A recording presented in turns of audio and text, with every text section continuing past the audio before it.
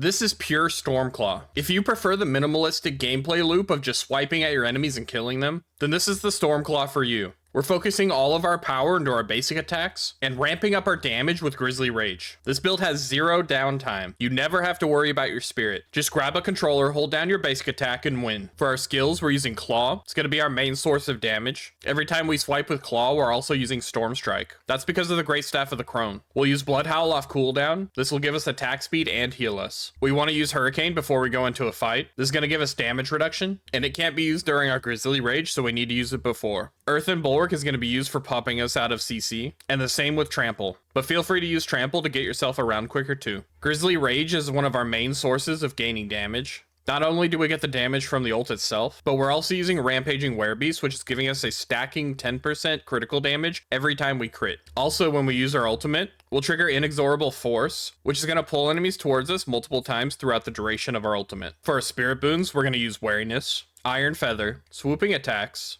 Calamity, and Calm Before the Storm. On the helm, we're using Vigorous Aspect. On the chest armor, we're using Aspect of Might. On the gloves, we're using Mighty Storms Aspect. We're using Aspect of Disobedience on the pants, Eluding Aspect on the boots. If you feel like you're not running into CC issues, feel free to drop this and grab Ghostwalker. We'll be using Rapid Aspect on the amulet, Aspect of the Rampaging Werebeast on our ring, and Direwolf's Aspect on our other ring. The only unique we're using is the Great Staff of the Crone. For our gems, we're using Topaz on the weapon, Ruby on the armor, and we'll use the Barber, Inexorable Force, and Tempting Fate on our accessories. If you're not a fan of any of these heart gems, you can always swap one out for damage reduction. I listed the stat priorities and the skill rotations down below. For the full written guides, find them in the builds channel of my Discord. For our skills, we're going to be maxing out Storm Strike, we'll be maxing out Claw, we're maxing out Predatory Instinct, and Digitigrade Gate. We're going to put minimum points into Bulwark, minimum points into Blood Howl, and max points in Vigilance. We're also going to take minimum points in Hurricane, minimum points in Trample, max points in Bad Omen,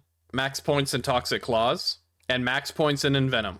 We'll take our ultimate Grizzly Rage and both additional points, and we'll max out Defiance and Natural Disaster. Finally, our Keystone passive is Earth and Might. For our Paragons, on the starter board, we're going Tenacity, then our Exploit Glyph. We're going back down and grabbing Prime. We'll go up and grab Resolve, Impel, and then move up and grab the Thunderstruck board. Here we're taking Hubris, the Spirit Glyph, Stormcaller, Deluge, Lightning Resilience, Thunderstruck, Tempest, and then we're moving to the right and we're grabbing Inner Beast. Here we're grabbing Nimble, Shapeshifter, our Territorial Glyph, Determination, Tenacity, and Havoc. To the right again, we're grabbing the Constricting Tendrils board, where we're going to grab our Fang and Claw Glyph, Courage, and Nature's Will. Above our Inner Beast board, we're grabbing Ancestral Guidance, where we'll grab Spiritual Power, our Werewolf Glyph, Resolve, Harmony, and then we'll move over and we'll grab Lust for Carnage, where we'll grab Wild's Call. Here's what it looks like when it's all done. If you prefer a tankier version, feel free to move the Tempting Fate Heart Gem and replace it with 20% damage reduction. If you do that, you can also replace Earth and Might with Bestial Rampage. That will free up one aspect, which you can use for Edge Master. That might also be the better choice until you get your critical hit up pretty high.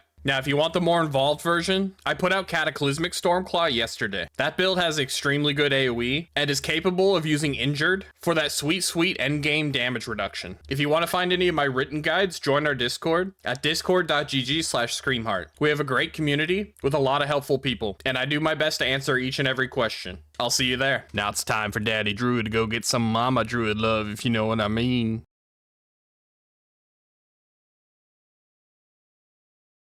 Why won't she leave me alone?